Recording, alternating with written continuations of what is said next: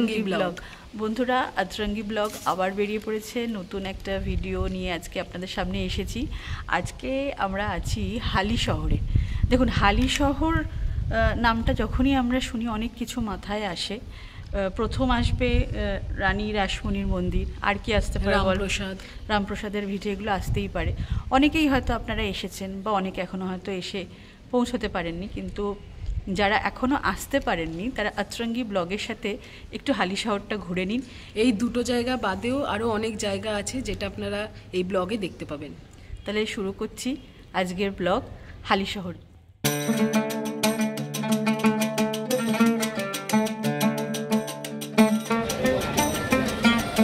কুমারহাট কুমারহট্ট থেকে হাবিলি শহর।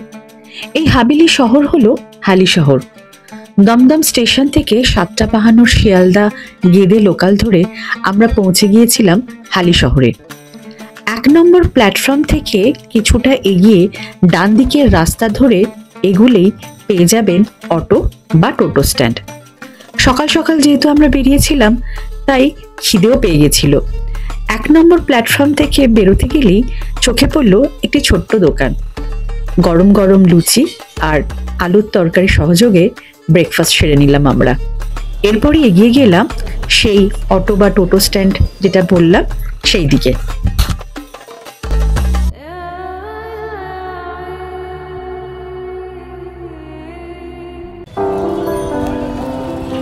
প্রথমেই আমরা ঘন্টা হিসেবে টোটো বুক করে নিলাম। টোটো চালক বিশ্বজিৎ দাদা খুব সুন্দরভাবে আমাদের গাইড করলেন ও ঘোরাতে শুরু করলেন।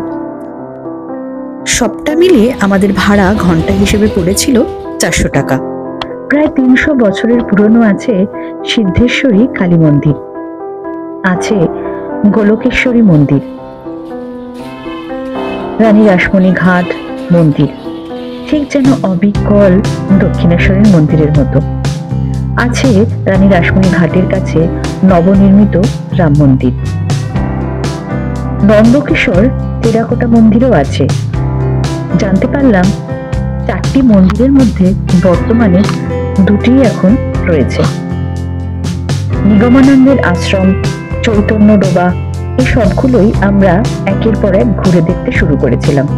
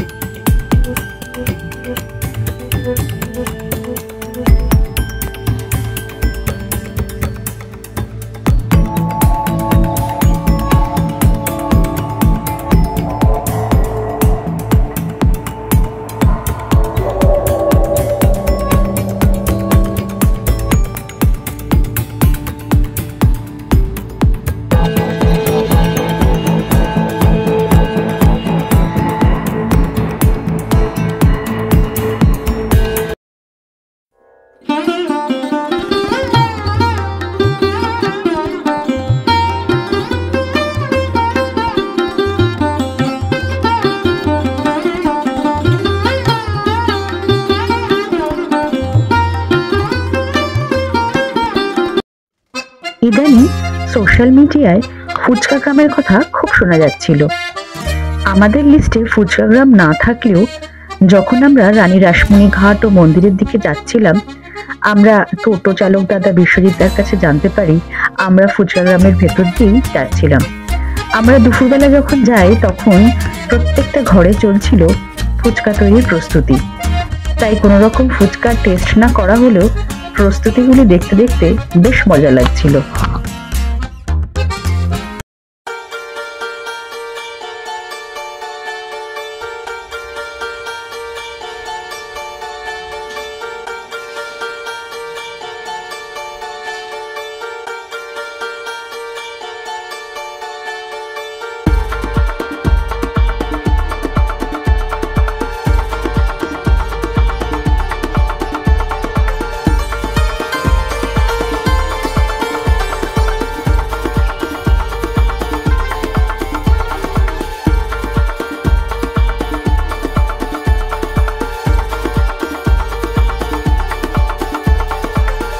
রামপ্রসাদের সময় কুমারহট্ট হালিশহর তন্ত্রসাধনার উল্লেখযোগ্য এক পীঠ ছিল। তন্ত্রসাধনায় সিদ্ধিলাভ করলেও তিনি প্রকৃতপক্ষে শাক্ত আর বৈষ্ণব ধর্মের সমন্বয় সাধন ঘটিয়েছিলেন। হালিশহরে এত কিছু দেখার পরও যদি আমরা কবিরঞ্জন সাধক রামপ্রসাদের ভিটেতে না যাই, তবে হালিশহর ঘোরা অবশ্যই অসমাপ্ত থেকে যায়।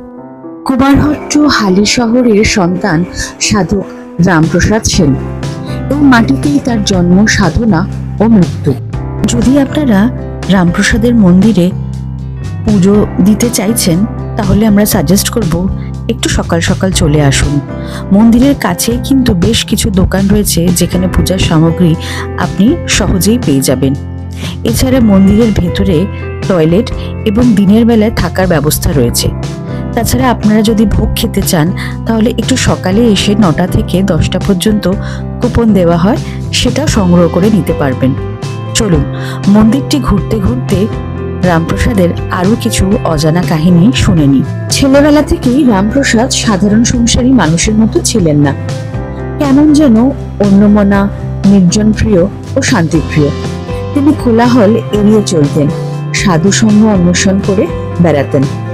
বর্তমানের উত্তর 24 পরগনা জেলার কুমারহট্ট হালিশহর গ্রাম পূর্বে নদিয়া জেলার অন্তর্ভুক্ত ছিল।